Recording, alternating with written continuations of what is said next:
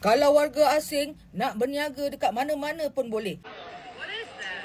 Mana tempat ni banyak dengan warga-warga asing. Kalau tengok kat belakang Kak ni memang penuh dengan warga asing. Seolah-olah Kak berada di Dhaka, Bangladesh. Halo semuanya, jumpa lagi bersama Mbah Dul Channel. Bagaimana kabarnya teman-teman semua? Semoga selalu dalam keadaan sehat dan baik-baik saja. Isu lambakan warga asing, terutamanya warga Bangladesh yang menjalankan perniagaan, sememangnya menjadi topik hangat yang membangkitkan rasa tidak puas hati dalam kalangan rakyat Malaysia. Kerajaan Malaysia secara tegas tidak mengiktiraf warga asing sebagai penjajah atau peniaga kecil. Mereka dilarang sama sekali daripada memohon lesen atau izin berjualan perniagaan kategori ini atau bekerja sebagai pembantu di bawah lesen tersebut. Isu Alibaba. Salah satu punca utama masalah ini adalah amalan sewa lesen atau Alibaba, di mana pemilik tempatan menyewakan lesen atau kedai mereka kepada warga asing.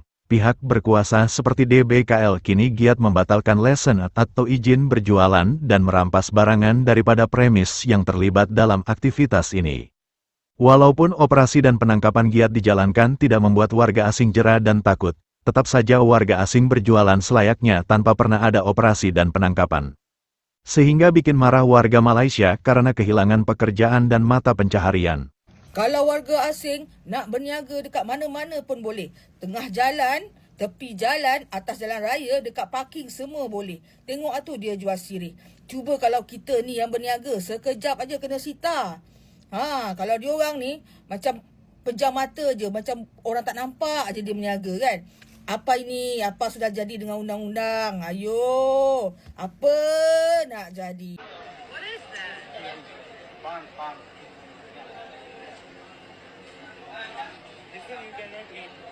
Video ini dah viral, warga Bangladesh meniaga sirih di tepi jalan Lembah Klang.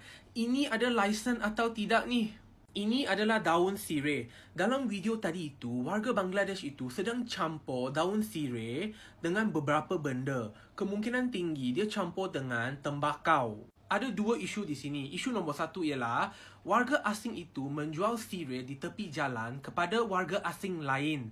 Dan mereka akan meludah di semua tempat dan ini adalah sangat kotor. Nombor dua, mengunyah sirih dengan tembakau adalah antara punca kanser mulut. Mengunyah sirih adalah satu tradisi atau budaya di beberapa etnik di dunia ini. Contohnya di India atau di Taiwan. Mereka mengunyah sirih setiap hari untuk mewujudkan perasaan euforia atau perasaan gembira. Sirih boleh menyebabkan pertumbuhan tisu yang berlebihan yang kita panggil fibrosis. Ia boleh menyebabkan dua keadaan. Nombor satu, oral submucous fibrosis dan nombor dua, oral lichen planus. Dua-dua keadaan ni bukan kanser, tetapi jika kamu makan sirih setiap hari, mengunyah setiap hari, ia boleh menjadikan dua keadaan ini jadi kanser.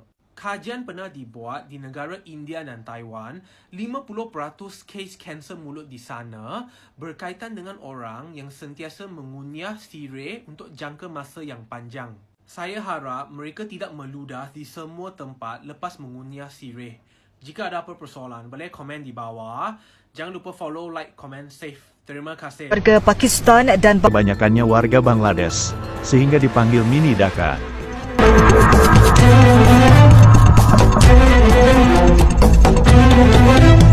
Yang masalah dia sekarang ni, bila kita jual harga standard, warga asing boleh jual harga terlalu murah sampai merosaklah sikit perniagaan kita. Bisnes orang Melayu ni rosaklah sikit. Jadi tu saya harap pihak mana yang bertanggungjawab tolonglah sikit cek apa yang betul.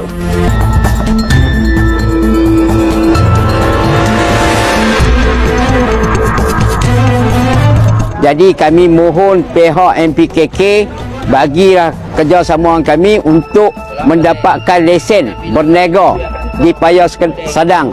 Yang mana tempat ni banyak dengan warga-warga asing. Lepas tu kita di sini saya mewakili peniaga untuk mendapatkan lesen berniaga di Paya Sadang ni. Harap pihak yang berkenaan tolong bantulah kami.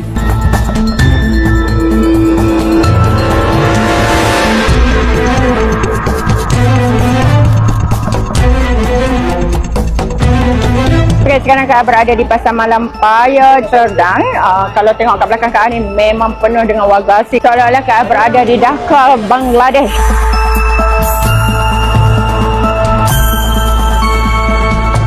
Dan daripada tinjauan yang kita lakukan, masih ada lagi kedai-kedai, gerai-gerai warga asing yang berniaga sewenang-wenangnya di kawasan ini.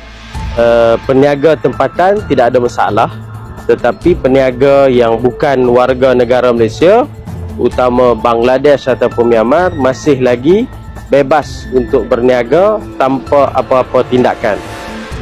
Justru itu saya rasa agak kesal kerana mereka ini masih lagi diberikan ruang, seolah-olah diberikan ruang untuk menjalankan aktiviti ekonomi yang sepatutnya dimonopoli oleh penduduk tempatan.